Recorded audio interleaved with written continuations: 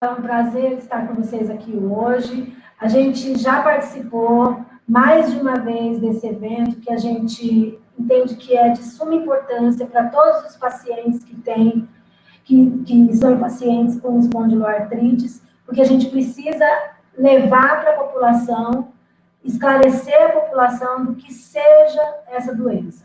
A minha parte, como eu sou advogada, não é relacionada ao esclarecimento da doença, claro. Mas, de qualquer forma, quando a gente fala das pessoas com espondiloartrite, seja do direito, seja das questões relacionadas à doença e ao tratamento, a gente está levando para a população a informação e o esclarecimento sobre a própria doença. Bom, meu nome é Priscila, eu sou charada Priscila, mas ela é mais legal que eu. Eu vou falar sobre direito trabalhista e previdenciário. Nós temos um monte de coisa para falar, então a gente dividiu entre mim e a Carolina. Uma parte falo eu, depois a Carolina vai falar, tá certo? Vamos passar para frente, Pri?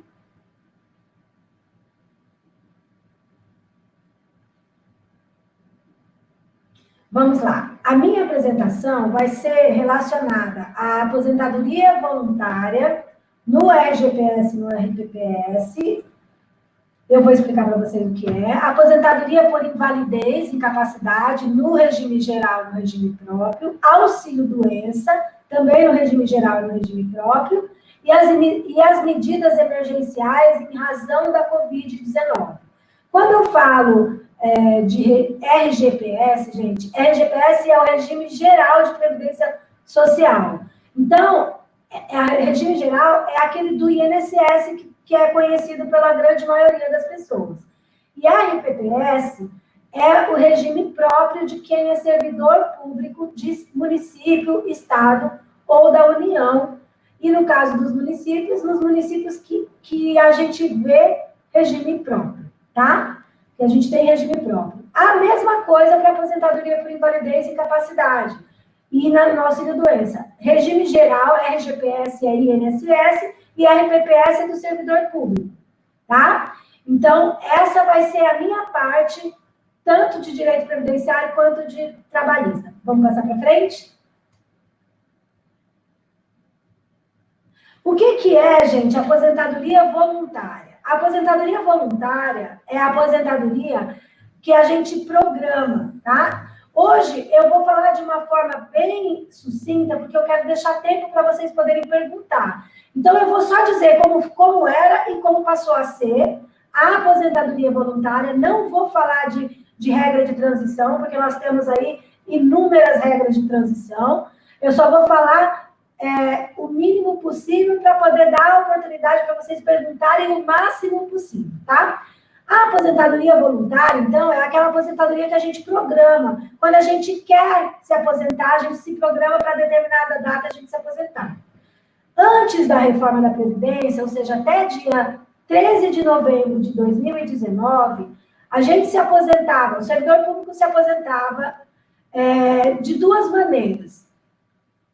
Por idade ou por tempo de contribuição. Essa era a regra geral. Também havia regras de transição anterior, de emendas anteriores, mas a regra geral era aposentadoria por idade, com 60 anos mulher, 65 homem, 10 anos no serviço público e 5 anos no cargo efetivo, em que se dá a aposentadoria. E no caso da aposentadoria por tempo de contribuição, eram 30 anos mulher, 35 homens, 55 anos de idade e 60 anos de idade para homem. 10 anos no serviço público e 5 anos no cargo. E o que virou essa aposentadoria? Primeiro que ela não existe mais 2 tipos de aposentadoria, 3 tipos. Todas as aposentadorias, elas passaram a ser, exigir tanto a idade mínima quanto o tempo de contribuição mínimo. Nesse caso, passou a ser, para o servidor público, 62 anos a idade mínima da mulher para se aposentar e 65 a idade mínima do homem para se aposentar. Sendo que professor tem 5 anos a menos a regra geral. Então, 57 anos para mulher, professor, e 60 anos para professor homem. exige-se 25 anos de contribuição no mínimo e 10 anos no serviço público, 5 anos no cargo. Pode passar para mim, por favor?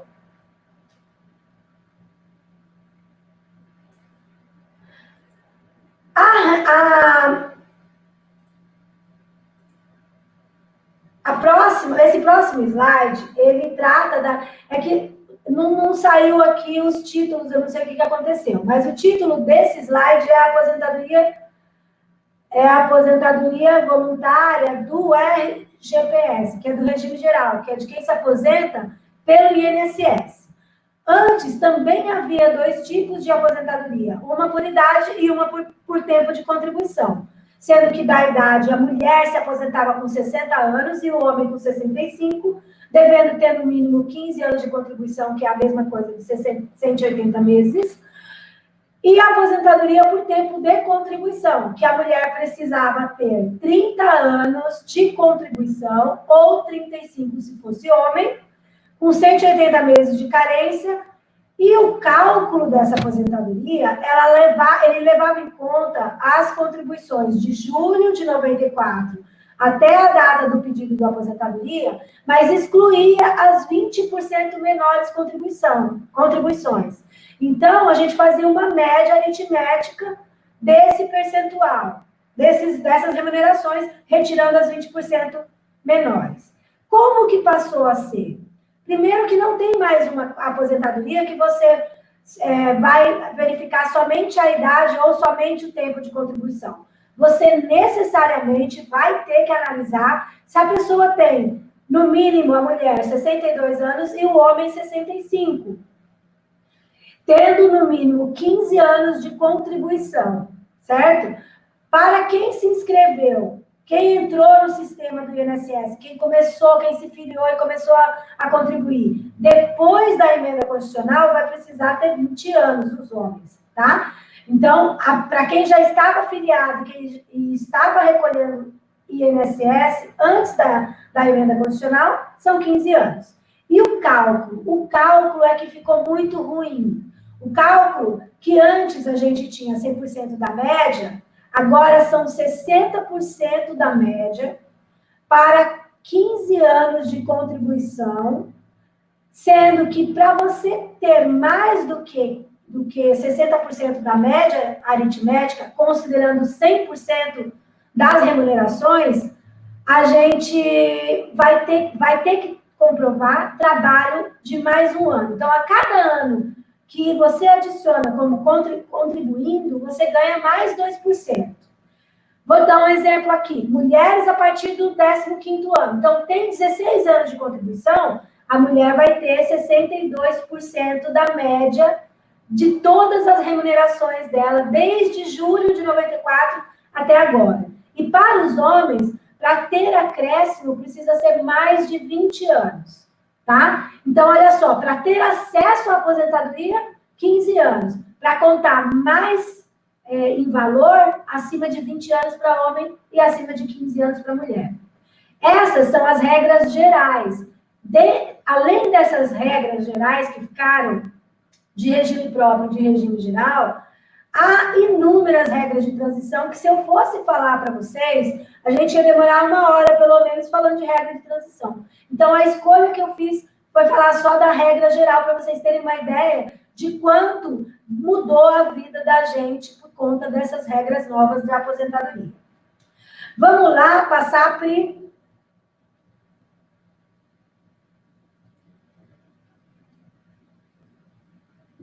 Agora a gente está falando de aposentadoria por incapacidade. Isso.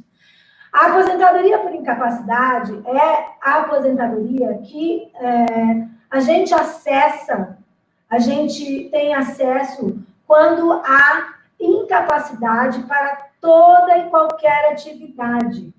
Não é somente para a atividade que a gente exercia habitualmente, como é no caso do auxílio-doença. A aposentadoria por incapacidade, ela é para quando você não tem condições de exercer nenhuma atividade, não pode ser reabilitado, não pode aprender outra função e exercê-la. Como era antes?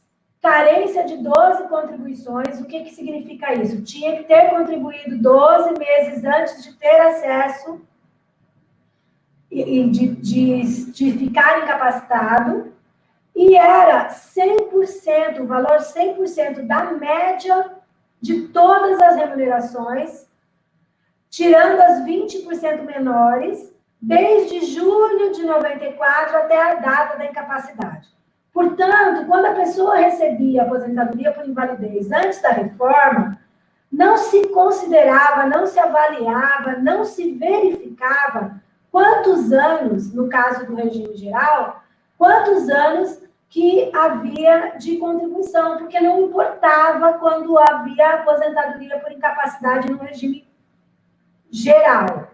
No regime próprio, havia, porque se você não tinha uma doença relacionada ao trabalho ou uma doença grave, você recebia de forma proporcional. Como que passou a ser? A regra nova colocou todo mundo no mesmo bolo, regime geral e regime próprio, tá? Sendo que, para você receber 100%, como era antes, 100% do valor da média, você tem que ter sofrido um acidente de trabalho e, por isso, ter ficado incapacitado, ou sofreu uma doença profissional ou uma doença do trabalho. Nesses casos, você vai receber uma aposentadoria por incapacidade de 100% da média relativa a julho de 94 até a data do seu pedido de aposentadoria por incapacidade. Já no caso das doenças comuns, inclusive as graves aqui, a gente também está falando de espondilite anquilosante, e eu sempre chamei atenção, todas as vezes que eu fiz palestra sobre reforma da Previdência, antes dela ser aprovada, eu e a Carolina sempre batemos nessa tecla. A doença grave vai perder 40% do seu valor, de 40% a 50%, quando a reforma da Previdência passar. Dito e feito, a reforma da Previdência passou com esse texto e prevê o quê? Que doenças comuns ou doenças graves, câncer, AIDS, neoplasia, câncer, espondilite anquilosante, todas aquelas doenças graves elencadas pela lei, mesmo elas vão ter o benefício conforme o número de tempo de contribuição.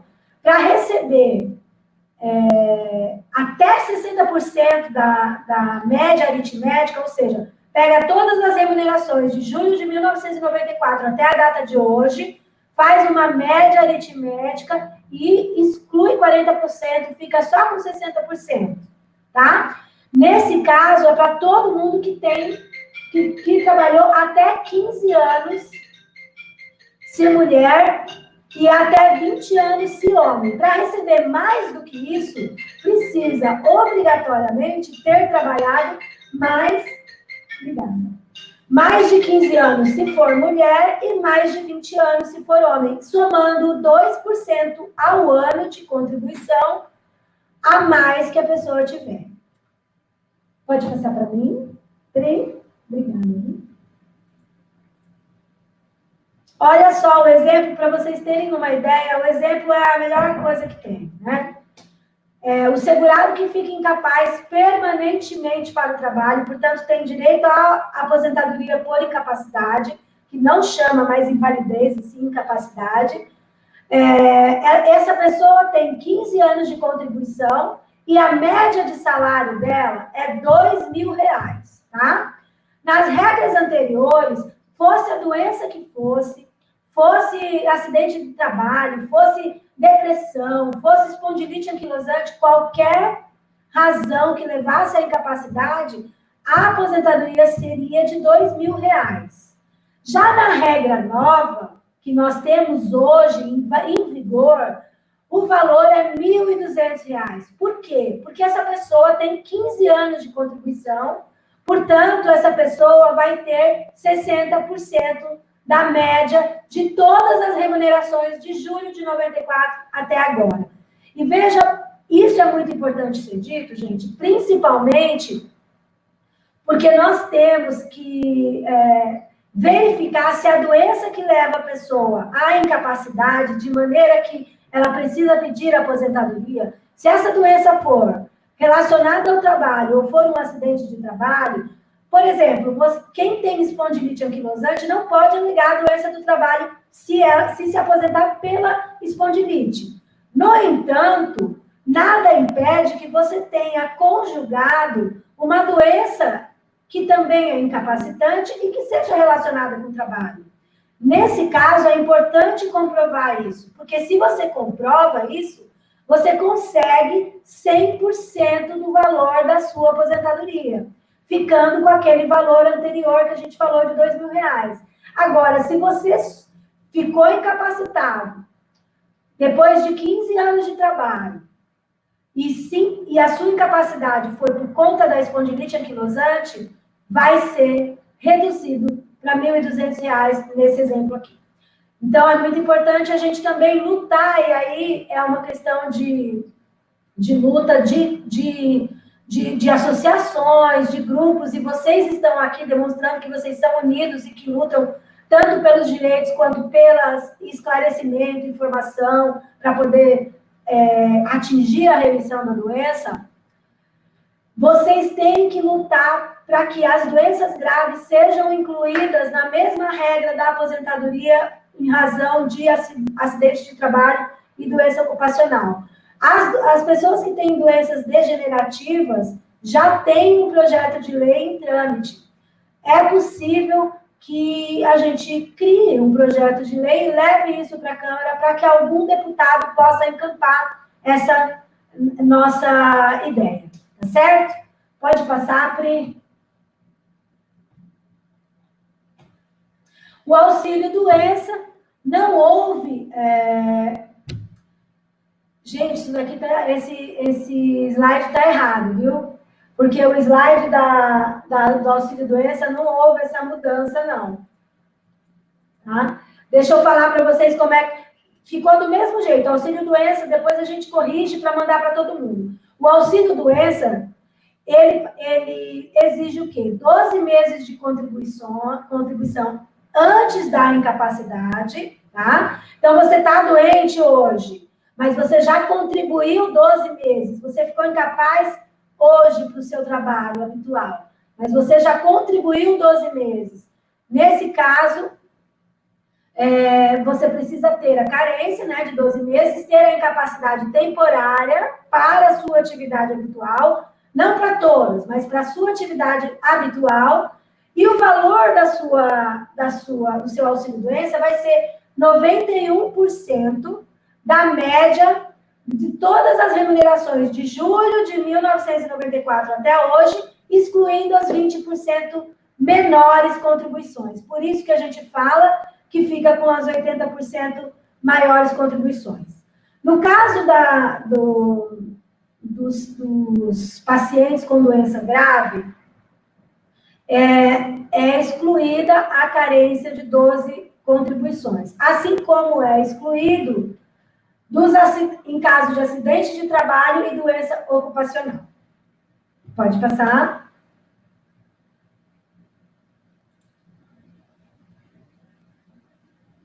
O afastamento para o tratamento de saúde do servidor público era sem prejuízo de remuneração e continua sem prejuízo de remuneração, podendo durar até 24 meses, a depender do que a perícia oficial entender, tá?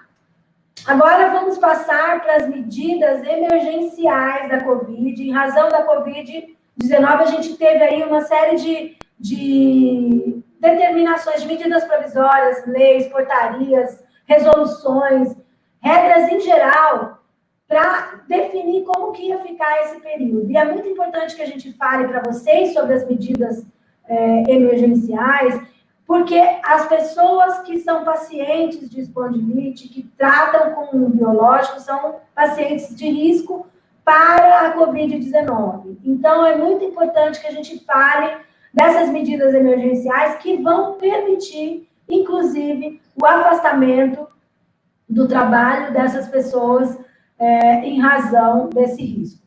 Passa para mim, Pri. Quais que foram as medidas? As medidas, primeiras medidas que foram tomadas e emergenciais em razão da Covid-19 foi a suspensão dos atendimentos presenciais nas agências no dia 19 de março de 2020. Com isso, nós não tivemos perícias mais realizadas, nós não pudemos mais fazer, por exemplo, atualização de cadastro, não pôde mais fazer validação de procuração, não pôde mais fazer prova de vida. Então, tudo isso ficou suspenso em razão da suspensão de atendimento presencial. Como que ficaram os benefícios que são auxílio-doença, que estavam em andamento? Como é que eles ficaram? Esses benefícios de auxílio-doença, que estavam em andamento, mas que iam vencer, que estão vencendo nesse período que as agências estão fechadas, esses benefícios serão prorrogados de forma automática, desde que o segurado faça requerimento no sistema do meu INSS. Então, você tem um benefício em andamento, ele vai vencer no dia 10 de maio. Você sabe que o pedido de prorrogação você precisava fazer nos últimos 15 dias. Nesse caso, você vai poder fazer o pedido de prorrogação normalmente no sistema, só que em vez de você agendar uma perícia, o INSS vai conceder de forma automática essa prorrogação por 30 dias. Então, era válido até 10/5, vai ficar até 10/6. Se chegando em 10/6, novamente as agências estiverem fechadas ainda, o que vai acontecer? Você novamente vai pedir prorrogação e vai ter novamente o pedido concedido. A prorrogação vai ser feita por mais 30 dias e assim sucessivamente até 6 pedidos de prorrogação.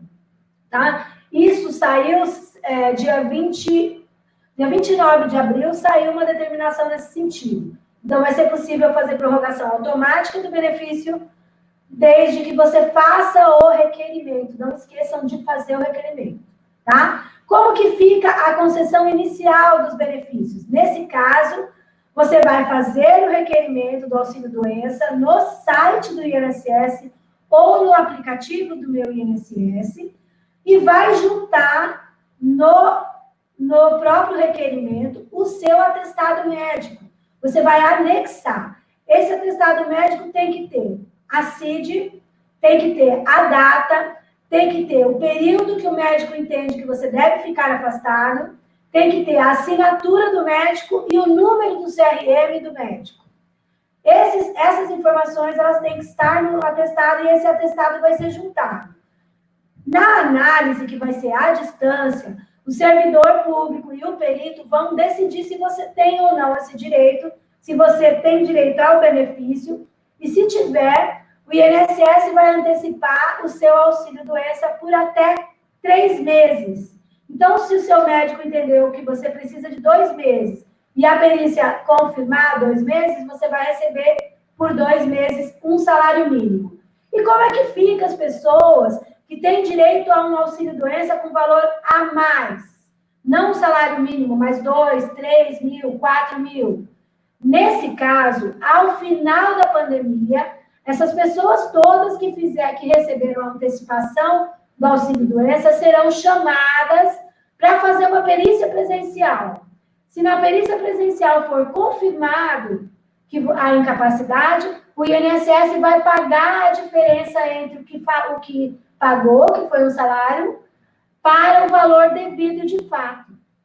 Quem não passar na perícia presencial não terá que devolver o benefício recebido de forma antecipada, a menos que tenha juntado um documento fraudulento, tá? As provas de vida vencidas, essas que foram vencidas desde o dia 19 de março, pelos próximos 120 dias, vão ser prorrogadas. Então, somente depois da pandemia, depois desse período de 120 dias, é que vão ser exigidas as provas de vida, tá? Quem estava com o processo de reabilitação em andamento ou estava aguardando o agendamento para o início da reabilitação, não vai ter prejuízo, vai ficar recebendo auxílio-doença até o momento em que a reabilitação possa ser realizada. Tá bom? Pode passar para mim, por favor, Pri. Outras medidas emergenciais são o auxílio emergencial, que são as 3 parcelas de R$600, que quem tem direito? As pessoas que não têm renda, que não estão registrados em carteira, não são empregados de ninguém, nem servidores públicos. Então, são os desempregados, o microempreendedor individual, o contribuinte individual, os informais, os autônomos, mas tem que ter mais de 18 anos, tá? Não pode estar recebendo nenhum benefício previdenciário, pensão, auxílio-doença, aposentadoria por invalidez, não pode estar recebendo. Não pode ser nem empregado público, nem funcionário público. Tem que ter renda per capita de, no máximo, meio salário mínimo ou renda familiar de, no máximo, 3 salários mínimos. Não pode estar recebendo seguro-desemprego nem benefício de prestação continuada. E no ano de 2018, tem que ter ficado isento do imposto de renda, ou seja, não pode ter recebido mais de R$ 28.559,70 no ano de 2018. Se essa pessoa que solicita for uma mãe que não tenha marido nem companheiro, mas tenha dependentes, receberá 2 cotas. Regras gerais, tá? Passa para frente, Pri, por favor. As medidas emergenciais na área trabalhista. O que foi feito para que as pessoas não percam o emprego? Pelo menos é o que diz a medida provisória 927 e a medida provisória 936. Foram 2 medidas provisórias que foram publicadas no intuito de garantir emprego para as pessoas, facilitando a vida do empregador. Então, entre as medidas previstas na medida provisória estão a possibilidade de mandar os trabalhadores para home office, teletrabalho, informando esses trabalhadores com 48 horas de antecedência e fornecendo os meios e equipamentos que o trabalhador não possui e que vai precisar, tá? Pode também antecipar as férias. E por que é importante falar dessas medidas? Porque a gente tem visto muita gente falar de irregularidade na concessão dessas flexibilizações. Então, muita gente perdeu direito, perdeu mais do que devia e vai ter que entrar na justiça para reclamar. Antecipação de férias, por exemplo, foi autorizada a antecipar férias. É possível, as férias que não foram vencidas ainda. Pagando as férias depois, no mês seguinte, não precisa ser antes das férias concedidas, e pagando a gratificação, que é aquele 1/3 de férias, junto com o 13º lá no fim do ano. Então, facilitou o empregador que tem algum caixa poder antecipar a férias do seu empregado. E férias coletivas é a mesma coisa, é possível conceder férias coletivas com 48 horas de antecedência. Lembrando, gente, que nesses casos, o trabalhador não pode simplesmente dizer que não quer tirar férias. Aqui, nesse caso, a escolha é do empregador, tá? Vamos passar para frente. Mais medidas emergenciais trazidas pela medida provisória 927 foram a suspensão das férias dos profissionais de saúde. Então, mandar todo mundo voltar para o trabalho, infelizmente, e não só os profissionais de saúde, mas todos aqueles que trabalham em atividades essenciais foram chamados para retornar de suas férias ou de afastamentos não remunerados, tá? Aproveitamento e antecipação de feriados também é possível fazer isso, e como é? Pega todos os feriados que vão ter daqui para o final do ano, desde a data 22/3 para o final do ano, por exemplo, antecipa.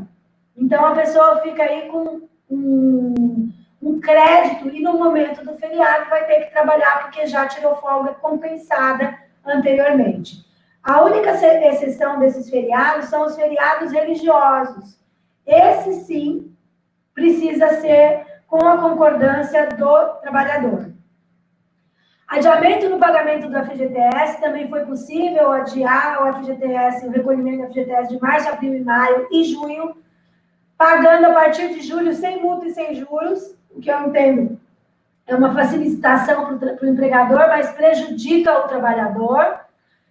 E, por fim, o regime especial de compensação de horas, que é o banco de horas negativo. O trabalhador vai para casa, vai ficar em casa, recebe salário normalmente, mas quando for necessário, quando puder voltar ao trabalho, vai compensar essas horas que deixou de trabalhar em até 18 meses, não passando de 2 horas de compensação por dia, tá? Nós estamos terminando, viu, gente? Tem um pouquinho de calma. Mais um slide só. Vamos lá, por favor, medidas emergenciais.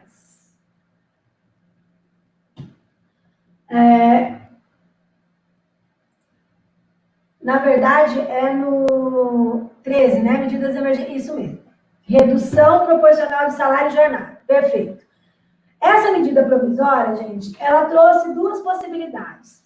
O empregador pode reduzir o salário e a jornada de trabalho de forma proporcional, então tirando 25%, 50% ou 70%, e com acordo individual em alguns casos e acordo coletivo em outros. Então, essa questão de acordo individual e coletivo, ele ficou sobre um limbo aí, porque houve uma decisão no Supremo Tribunal Federal, inicialmente, que obrigava todos os acordos a serem coletivos. E depois o Supremo Tribunal Federal, em decisão colegiada, entendeu que não, que pode ser acordo individual mesmo, como está na medida provisória.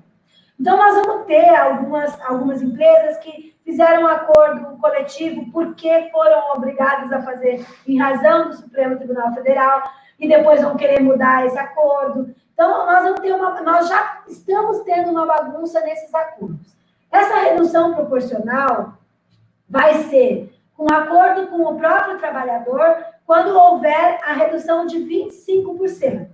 Quando a redução for de 50% e de 70%, e o salário do trabalhador for de até R$ 3.135 ou superior a R$ 12.202,12, quando o trabalhador tiver curso superior completo, é possível fazer acordo individual. Será coletivo toda vez que o empregador quiser reduzir o salário e a jornada de trabalho em 50% e 70%, mais o salário do trabalhador for entre 3.135 e 12.202. Por quanto tempo que pode ser feita essa redução de salário e de jornada? Por até 90 dias. Não pode ultrapassar 90 dias, tá? Nesse caso, feita essa redução, o empregador vai ter que garantir o emprego do trabalhador por 90 dias, até 90 dias depois que a calamidade passar. Então, vamos dizer que o empregador tenha reduzido a jornada do salário por 60 dias. Vai ter que cumprir uma estabilidade de 60 dias e não vai poder demitir o trabalhador por 60 dias depois da calamidade pública, tá? FGTS e INSS, ele será recolhido e pago somente sobre o valor do salário mantido. O valor reduzido não vai ter recolhimento. Então, o que vai acontecer? Quem teve redução de salário de jornada também vai ter redução de INSS e também vai ter redução do FGTS.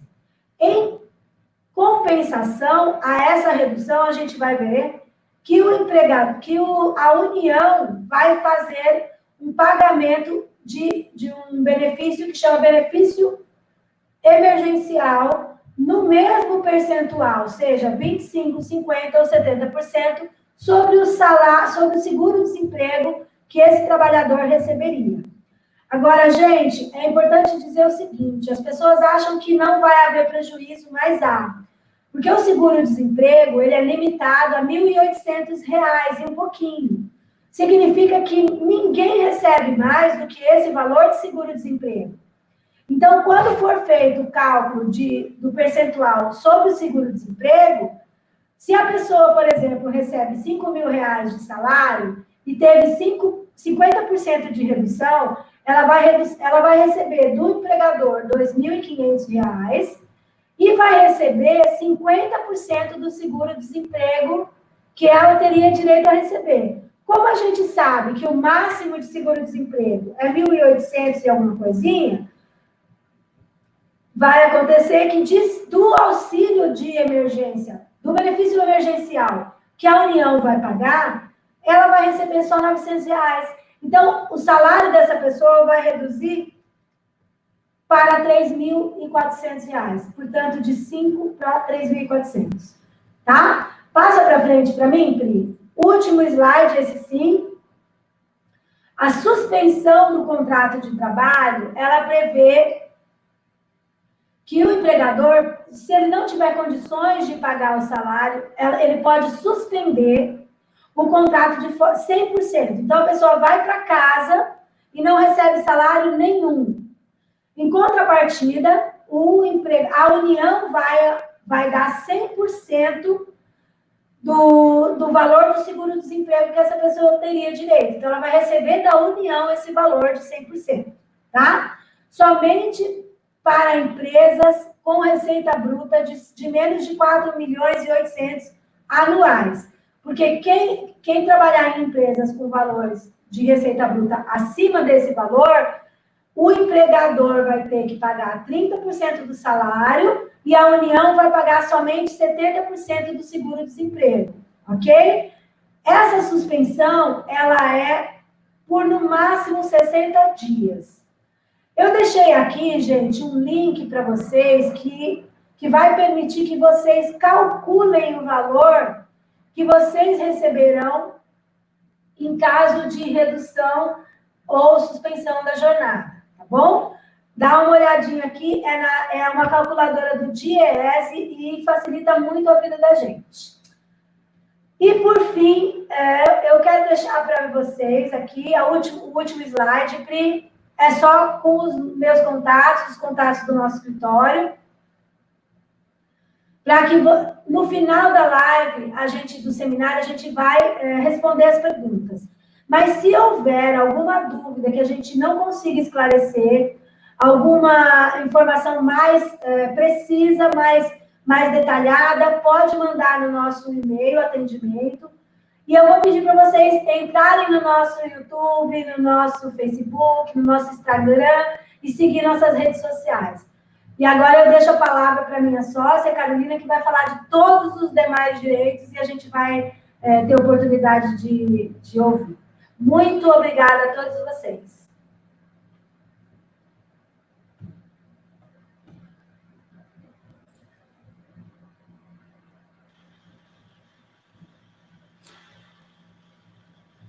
Doutora Carol, eu vou projetar a sua